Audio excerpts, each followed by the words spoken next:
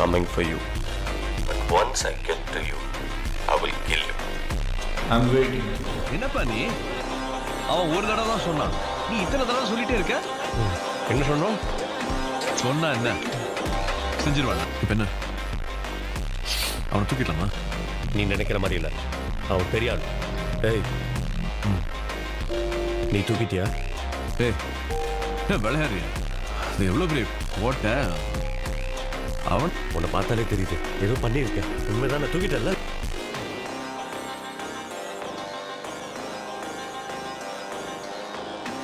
മനസ്സിലായില്ലല്ലേ? ആ സസ്പെൻസോടെ തീരടാ.